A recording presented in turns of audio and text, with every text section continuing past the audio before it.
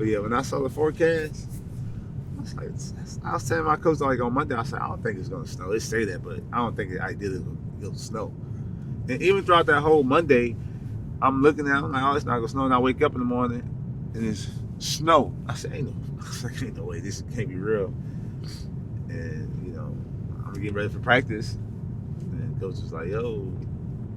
But I was like, I think we could have got there.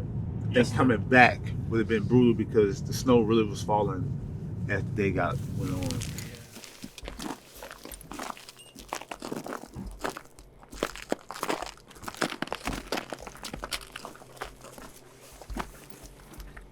Y'all boys made it, huh? How fast you was going? Damn. I was doing 10 miles down Nicholson. I was scared too.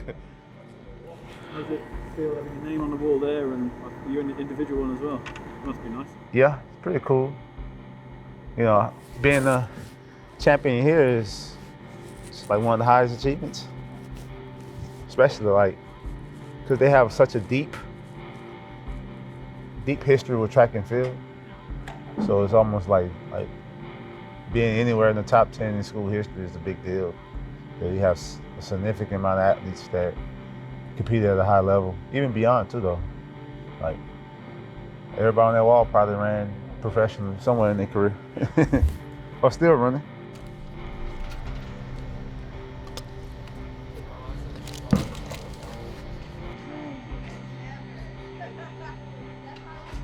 Back at it.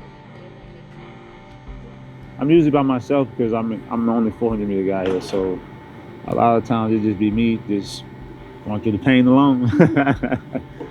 But other than that, I mean, I just put the work in because training for the 400 is not an easy task, and it's not an easy event either though. And now each year people are getting faster and faster, and so it just makes me think like, damn, I gotta continue stepping up my game because, you know, people just getting faster. The evolution of the sport is getting faster too. Coming off a really good year, you still want to stay on top of that. You want to keep the momentum going and try to strike as much as you can because you're already at a high level now. So it's like, how can I stay on that? And so like I think now the difference is just how to manage your way throughout the year, but it's gotta be healthy too.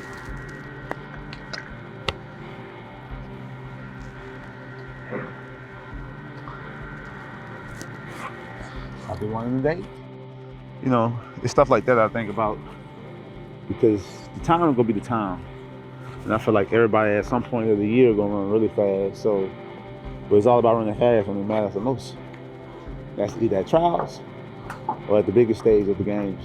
You know, some people have a lot of good days, but the thing is like, I don't get too caught up in people running fast like throughout the year because, you know, they're supposed to run fast. I mean, that's what you're training for, right? Run fast.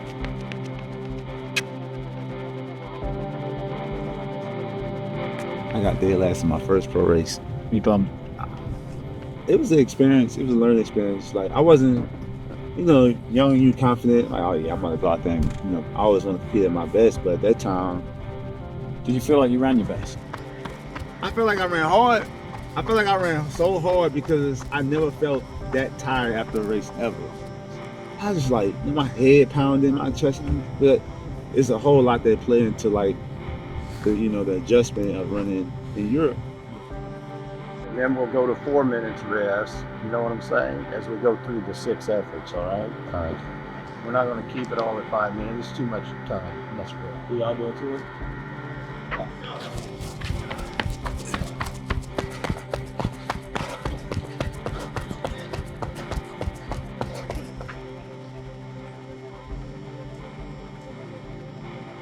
Well, I was born and raised in New Orleans, so I've been there half of my life. Because of Hurricane Katrina, we moved. August 2005, we moved to Morgan City, Louisiana, where I grew up other half of my life through middle school and high school. So spent half of my life in New Orleans, half of my life in Morgan City. So I kind of claim both of those cities, New Orleans and Morgan City. So, but now I'm a Baton Rouge native because I've been here since 2013 of August, and I've been here ever since.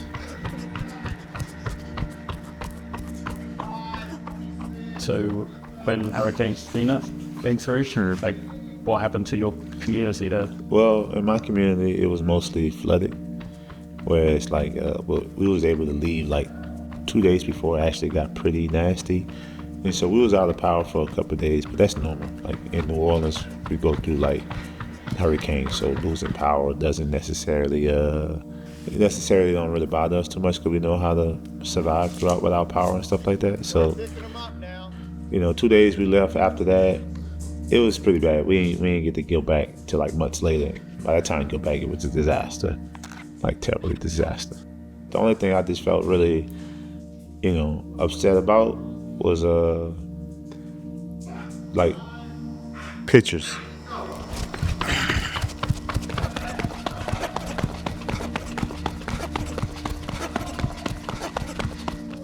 A lot of those memories that I had as a kid with my brothers and my mom, like we took a lot of pictures growing up.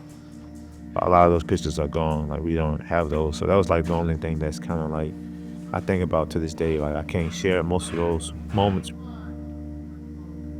A lot of that stuff is pretty much gone. I remember most of it, but having those pictures, actually, you can see those moments again. But now we actually started over in Morgan City in Louisiana. We started all over, and that's when I got involved in organized sports when I moved to Morgan City. Whew. Not too bad today. I think I'm in a lot better shape than I am. I feel real good around this time of the year. But we still in the building phase too, so build. And days like this, but tomorrow's the day though.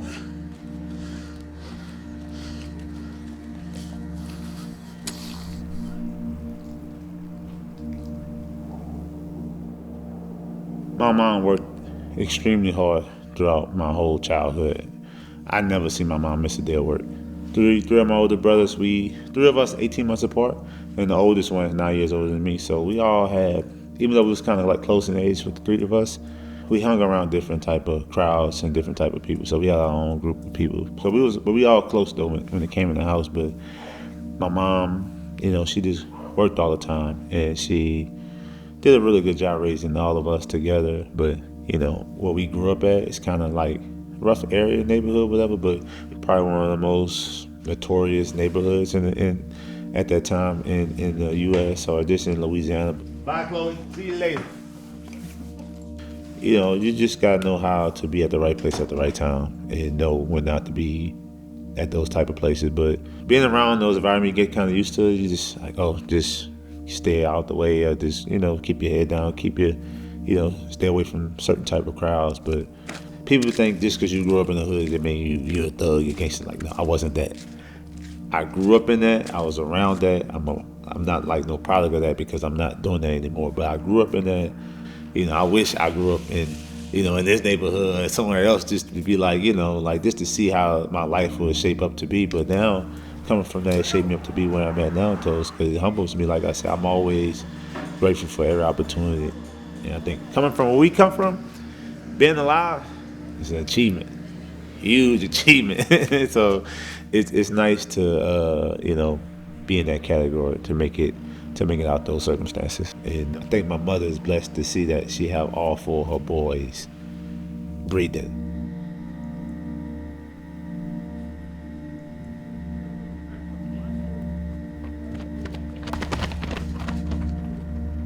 I don't really get to talk about those type of things because it's kind of hard for people to relate if they haven't been in those type of situations. And being from New Orleans and being in those areas, it could really challenge your character and how you are as a person. But it makes you like more tough than you have to be. And sometimes you just gotta show that you're tough, even if you're not gonna do anything. But my mom talked about moving away from New Orleans for a long time, and she never did it. And I think Katrina was that way that pushed us out. And for me, it benefited me in a major way, because I'm talking to you guys about that.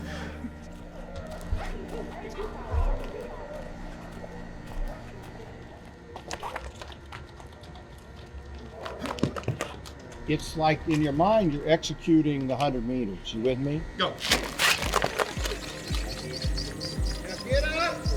In other words, we don't want you like leaning forward and pulling on, get upright, nice and tall, and sprint like you're supposed to sprint. Keep your feet under. And I don't want to see hands down here. When I'm standing back here, I want to see hands getting up on the front side.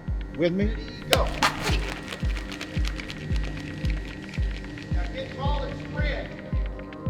Just looking back, like I'm not even supposed to make it this far, even with athletics, because I never wanted to run track.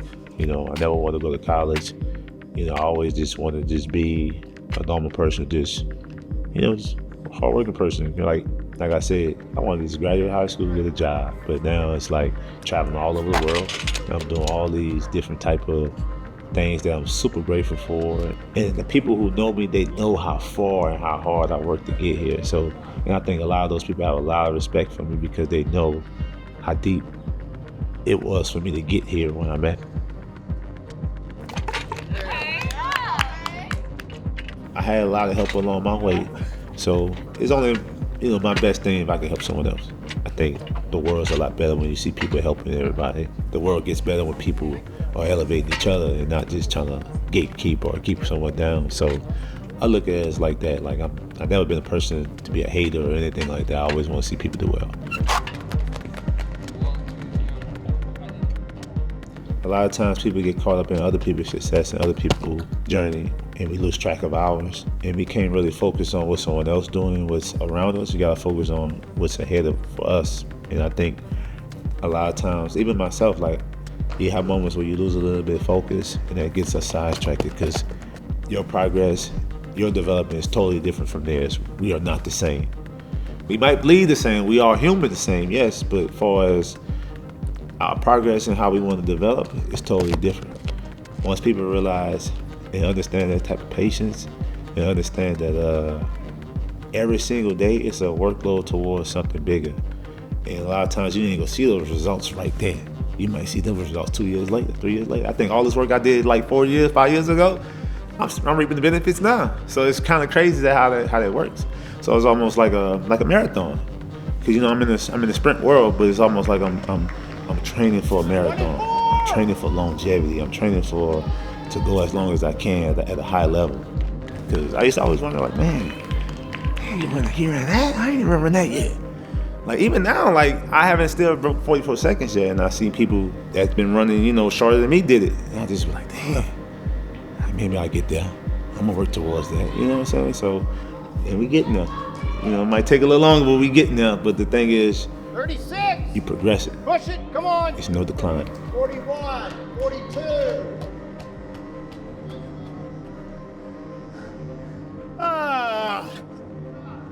Fuck, man.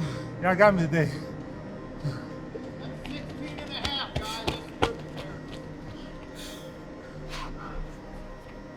guys. And to this day, I tell people all the time, until I have like wife and kids, getting my degree was probably my highest achievement to this day, because that's something that I'm gonna have for a long time. I'm the first in my family to graduate, and I think that's a huge milestone for me to accomplish, and I feel really good about that too. Like, I feel real good about that, Ready? Go. I think the 450 was real good. No, they all a little lactated. You know what I mean? All right, let's go now. Come on, finish it nice and tall. Is there anything that you're thinking when you're stood on the top step of the podium? I wanted to cry. To walk on that podium, I thought about so much, was just like, I felt so much energy. It was just like, oh my God, like, and it made me feel very like emotional inside, just like damn, these guys are really happy. And to take that deep breath, I was just like, oh man, like.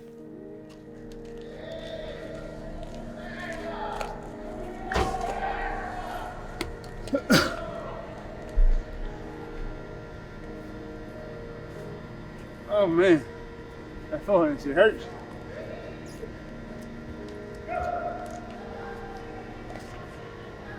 Today was a very challenging day. Come on, Thelma! Challenging day. But it should pay off.